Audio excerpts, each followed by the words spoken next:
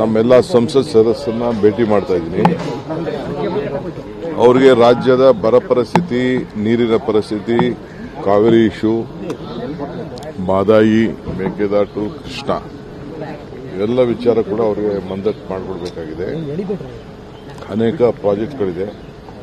ನಾನು ಮುಖ್ಯಮಂತ್ರಿ ಆದಮೇಲೆ ಎಲ್ಲ ನಮ್ಮ ಸಂಸತ್ ಸದಸ್ಯರು ಕೂಡ ಭೇಟಿ ಮಾಡಿ ಅವರು ಯಾವುದಾದ್ರು ವಿಚಾರವನ್ನು ಒಟ್ಟಿಗೆ ತೆಗೆದುಕೊಳ್ಬೇಕು ಅಂತೇಳಿ ಅವರು ಕೂಡ ಮನವಿ ಮಾಡ್ತಾ ಇದ್ದೀನಿ. ಸೊ ಆ ದೃಷ್ಟಿಯಿಂದ ಇವತ್ತು ಹೋಗ್ತಾ ಇದ್ದೀನಿ. ಕ್ಯಾಬಿನೆಟ್ ವಿಚಾರ ತಾವೆಲ್ಲ ಆತುರದಲ್ಲಿದ್ದೀರಿ.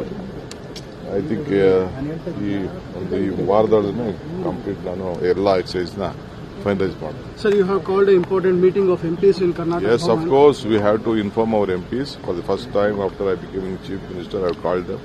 I have to apprise a lot of issues to them. They are very important. After that, I will call an all-party meeting here also. There are very senior leaders to be addressed. As soon as I come back, I will meet them also. I will meet the opposition leader, the former chief ministers and all.